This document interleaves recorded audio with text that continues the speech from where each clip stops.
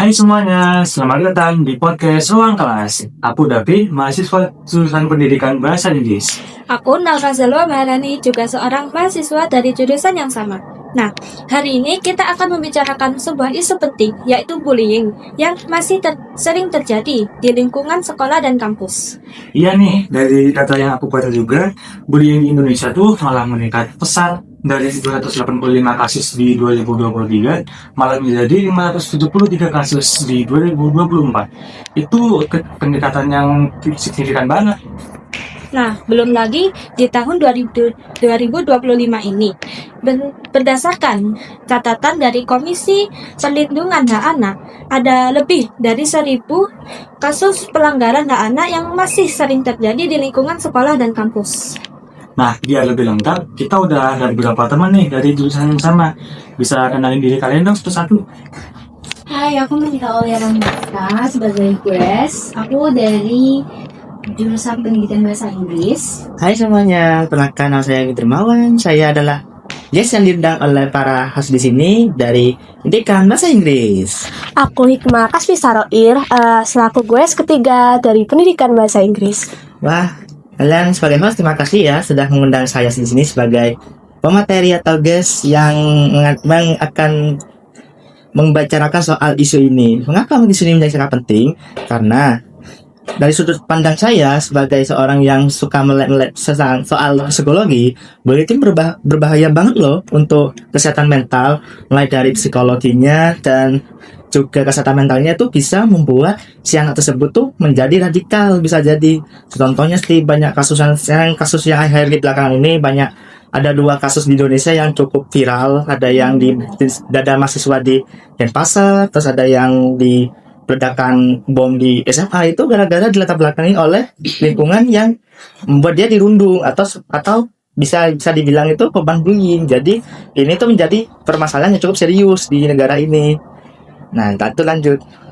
Nah, jadi juga banyak sekali ya bullying yang terjadi di sekolah-sekolah, dan biasanya bullying itu terjadi dalam bentuk verbal atau cyberbullying. Nah, mungkin ya banyak di sekolah-sekolah seperti sekolah SMA, sekolah SMP ya, especially SMA lah ya. SMA tuh kebanyakan mungkin cyberbullying karena mungkin si victimnya ini dia itu kayak mungkin nggak berani untuk menampakkan diri sebagai pelaku. Jadi mereka itu kadang melakukan bullying itu dalam bersosial media seperti itu.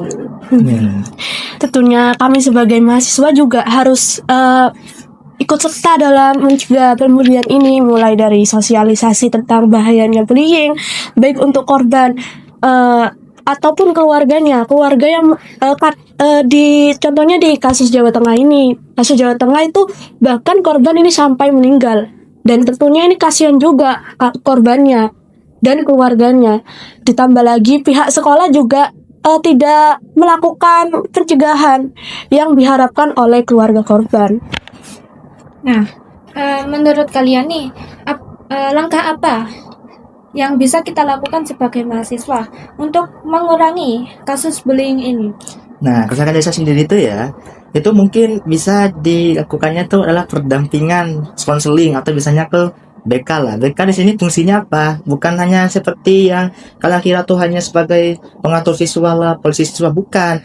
Ini BK di sini sekolah-sekolah ini berfungsi sebagai supaya kalian itu bisa konsultasi mental atau konsultasi psikologi dengan para korban-korban bullying ini, jadi merasa aman, merasa tentram dan juga merasa privasinya terjaga gitu loh. Daripada kalian privasinya diumbar oleh teman kalian soal ke teman kan, nah kalian mending konselingnya ke pihak-pihak yang berwenang untuk mengatasi hal tersebut gitu loh. Ya, aku setuju banget sih sama kamu. Jadi kita di sekolah-sekolah tuh pasti butuh yang namanya bimbingan konseling gitu. Kayak tanpa adanya bimbingan konseling itu tuh siswa tuh mau cerita kemana gitu. Even mungkin kalau mereka cerita ke orang tua gitu masih belum berani karena takut kejadiannya tuh bakal makin memperparah dan jadi fatal gitu kan. Iya. Makanya butuh banget yang namanya bimbingan konseling biar kita tuh bisa cerita masalah mental kita, cerita masalah kita yang misal Memberatkan pikiran gitu. Apalagi bullying itu kayak sangat berpengaruh sekali Iya, sama iya. mental siswa gitu kan. Ya benar. Kalau kita melihat perundungan dimanapun kita berada, mungkin itu di lingkungan kita tuh harus wajib melapor. Nah, itu sebagai bentuk kita untuk mencegah hal itu terjadi juga. Karena kalau kita gak melapor, otomatis pembulian itu akan terus terjadi. Kita harus berani melapor. Baik, pertama kita melaporkannya ke guru atau mungkin jangan ke kepala sekolah langsung, mungkin itu akan memberatkan. Jadi kita harus melapor ke Ya kan sedangkan itu tadi apa ya para bimbingan Iya. mereka itu kan. Kita ke guru, terus ke bimbingan konseling. Nah, itu sebagai wujud kita untuk membantu teman kita yang terbuli juga. Kalau kita biarkan, itu akan menjadi parah. Nah, kasusnya seperti di SMA Jawa Tengah itu tadi, korban akhirnya meninggal tanpa ada yang tahu. Seperti itu. Itu sangat menyayangkan sekali. Iya, Kayak jadi dampak bullying itu sangat berpengaruh banget ya di kehidupan korban gitu. Iya. Iya. Sangat menyedihkan banget. iya. Nah, iya sih, aku juga setuju banget. Jadi kita mungkin di sini ada yang menjadi korban bully, kita harus berani bersuara, teman-teman. Kalau kita malah diam saja, pembulian itu malah makin sering terjadi. Dan mungkin kita juga harus bisa cerita dong, jangan disimpan sendiri aja gitu. Takutnya nanti malah berdampak pada kesehatan mental kita. Benar-benar banget tuh. Oke, terima kasih banyak buat teman-teman yang sudah berbagi insight. Semoga obrolan kali ini bisa membuat kita semakin sadar dan juga bisa menciptakan lingkungan yang lebih aman, lebih nyaman, dan juga bebas dari bullying.